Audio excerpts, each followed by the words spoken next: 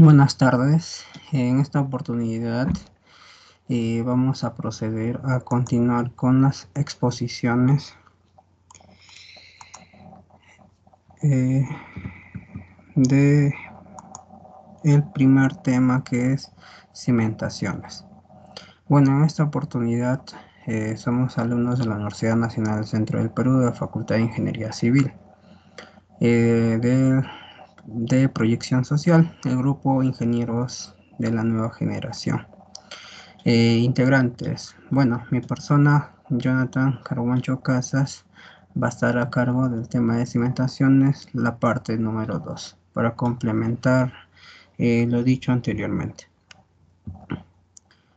Y bueno, los objetivos esencialmente en esta segunda parte es siempre tener conocimiento sobre la función e importancia de las cimentaciones, como también saber sobre los tipos de zapata y los cuidados y previsiones que se debe tener en estas,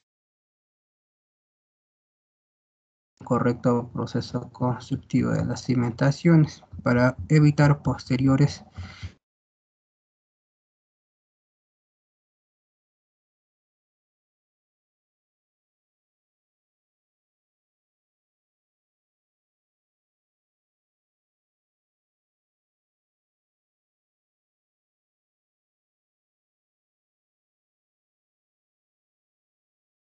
Concreto armado, subzapatas, cimientos para muros de concreto armado y finalmente la impermeabilización de cimientos. Bueno, ¿qué son las zapatas de concreto armado? Eh, Estas zapatas de concreto armado se basan en la estructuración de las edificaciones que correspondan. Por ejemplo, tenemos la estructuración con muros portantes. Eh, para estos muros portantes, en acá podemos ver que los techos se apoyan en los muros. Estos muros a su vez transfieren al suelo portante mediante una cimentación corrida debajo de toda la longitud de este muro. El peso del techo, obviamente las cargas que se van a transferir no solamente es el peso del techo, también de los pisos, de los tabiques y las demás cargas de servicio.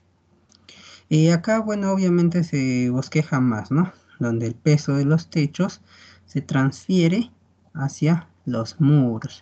Son los muros los que transfieren a la cimentación, ya sea desde los niveles superiores hasta el nivel inferior y consecuentemente el cimiento corrido.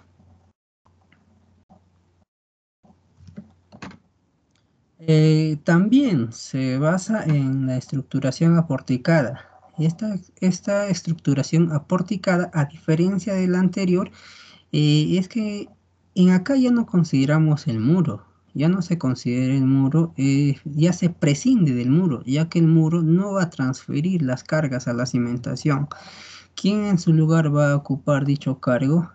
Son los pórticos. ¿Y qué vienen a ser los pórticos? Son la unión de columnas y vigas. Ahora, en vez de los muros, son las vigas las que reciben el peso de los techos. Y estas vigas van a transferir dichas cargas a las columnas para finalmente transmitirlas al suelo a través de las zapatas. Bueno, en ambos casos se requiere evidentemente a las excavaciones. Bueno, en las excavaciones se debe de comentar de que siempre se debe de hacer cumplir la profundidad que indica en el plan. Además, en proceso constructivo, al momento de estar realizando las excavaciones del cimiento, eh, generalmente los suelos tienden a mantener su talud vertical. Por lo tanto, ya no es necesario realizar encofrados, ya que esto nos demandaría mano de obra, insumos, materiales y retraso. Pero hay una excepción: cuando los suelos son de tipo grab, arena suelta o la mezcla de estos, ¿no? Ahí sí se considera obligatorio para obviamente evitar los accidentes, ¿no? Ya sea el personal que está trabajando o las mismas excavaciones para retardar el tiempo de excavaciones. Bueno, debido a ya que se realizó las excavaciones para los cimientos, generalmente pues ahora se procede a realizar el trazado de columnas. El trazado de columnas consiste, o bueno, se requiere principalmente de balizas de madera y cordeles. Obviamente estos cordeles tienen que estar bien tensionados, ¿no? Y si se encuentran con tramos muy extensos, se deberían poner cordeles, balizas auxiliares para evitar que pierdan tensiones entre las balizas. Eh, y además de ello, se requiere el uso de plomada para poder a través de la plomada proyectar los ejes a la superficie del solado. Y luego con una escuadra y una regla se procede a dibujar la sección de dichas columnas. El siguiente procedimiento es la colocación de armaduras o parrillas, que estas deben estar apoyadas en dados de concreto. Eh, y finalmente la armadura de la columna se alinea y se fija firmemente en el suelo. Bueno, esto como se ve acá en la imagen, se fija, ¿no? Con barrotes de madera en ambos ejes de la columna, ¿no? En el eje X, eje Y de la columna, para, obviamente, como valga la redundancia, para fijar y no tenga ningún desplazamiento en ninguno de sus dos ejes.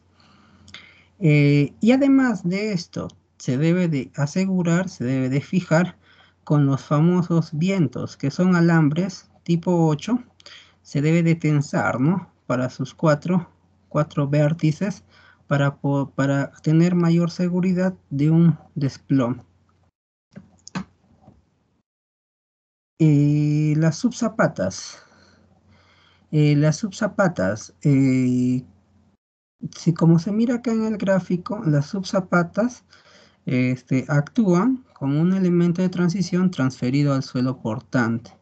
¿Qué quiere decir? Que es por debajo de la zapata. ¿Y esto cuando se requiere? Una de las condiciones por las cuales es necesario considerar la construcción de sus zapatas es cuando las dimensiones de la columna, principalmente la longitud, son demasiado extensas, ¿no? Son demasiado extensas, por lo cual, principalmente la altura, ¿no? Por lo cual se debe de considerar la construcción de subzapatas.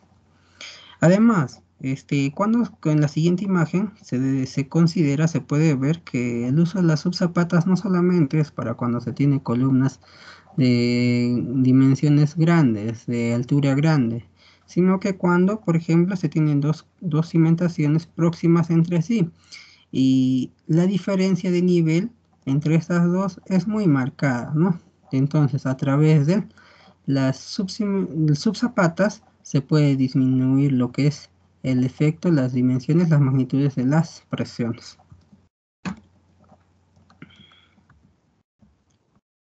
Bueno, los cimientos para muros de concreto armado. En este caso se procede obviamente sobre el solado se traza el alineamiento para ubicar los fierros del muro, ¿no? A través obviamente de barrotes de madera para fijar su estabilidad horizontal y vertical, ¿no? Y obviamente luego se vacía el cimiento y luego se trazan las caras de los muros para tener unos muros correctamente alineados. Y finalmente tenemos lo que es la impermeabilización de los cimientos. Bueno, este tema se debe tener mucho cuidado, ya que para empezar, ¿no? Tiene que tenerse una serie de datos del suelo, ¿no? que obviamente, como en la primera parte explicamos, para tomar para obtener esas informaciones del suelo, es necesario el uso de calicatas.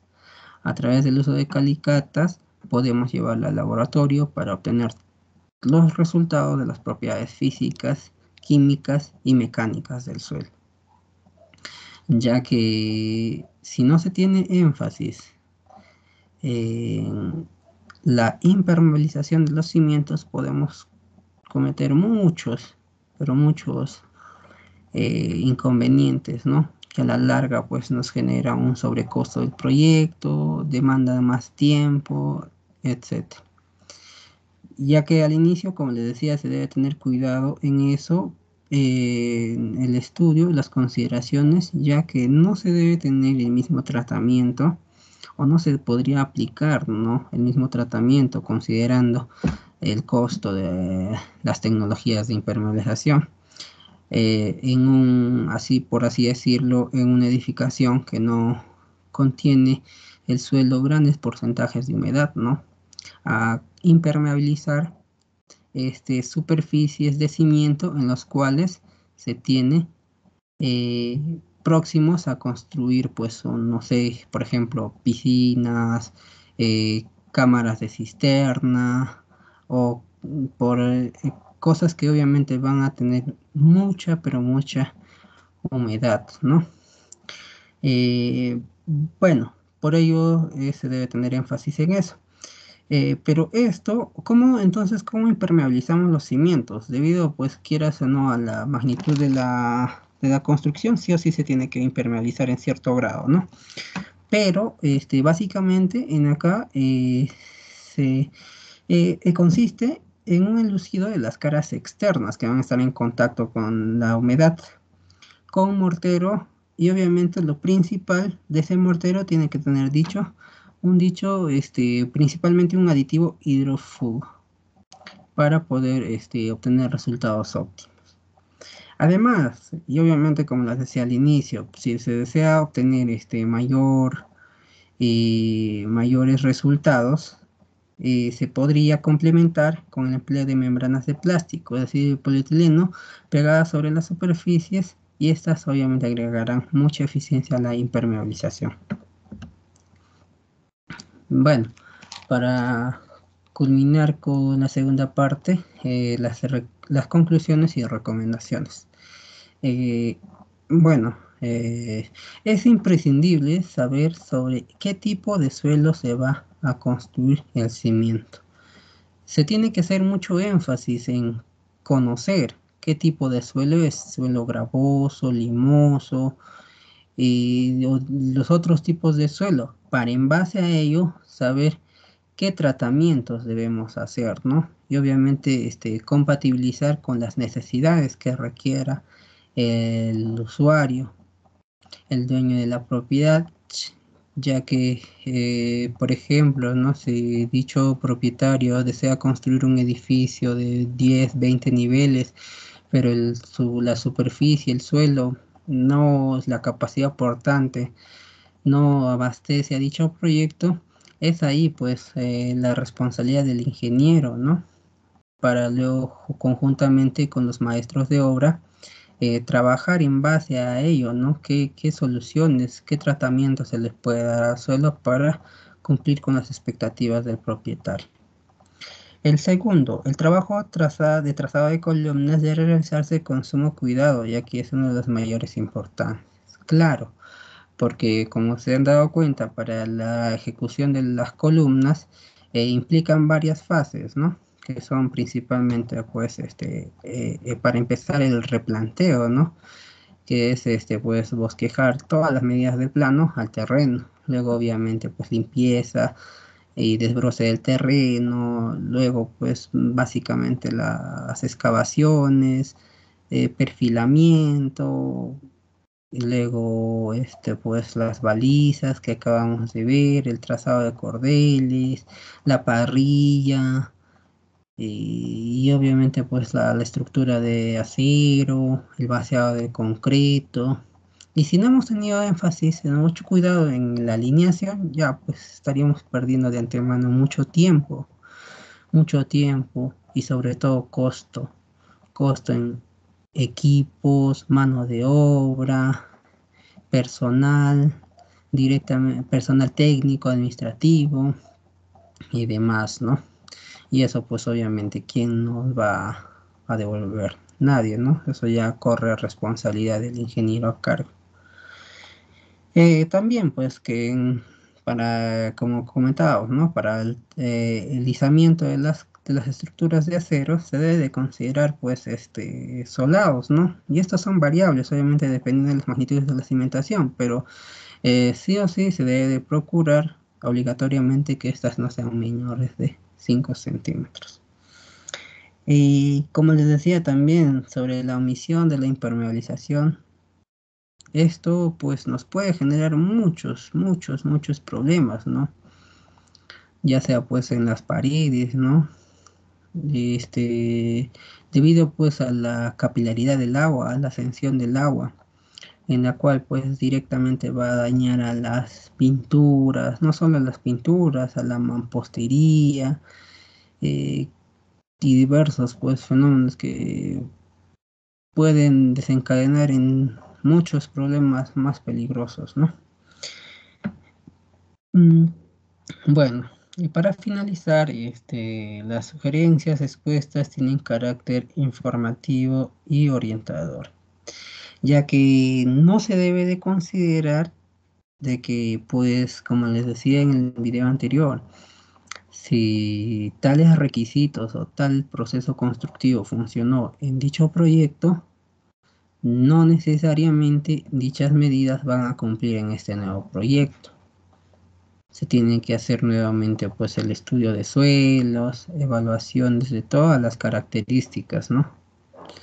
Físicas, químicas y mecánicas del suelo, para en base a ello poder ver qué metodología se puede usar, qué técnica se puede usar. Ya, bueno, finalmente pues gracias por la atención prestada. Eh, Sin más, pues recomendarles que en en este periodo, en este tiempo de pandemia, sigan con los cuidados, los protocolos de salud, ya que si se cuidan ustedes, pues cuidan a sus familiares. Bueno, eso sería de todo por parte mía. Eh, Quien les habló fue Jonathan Carguancho Casas, de la Facultad de Ingeniería Civil de la Universidad Nacional del Centro, del programa de proyección social de la ONCP. Muchas gracias, cuídense.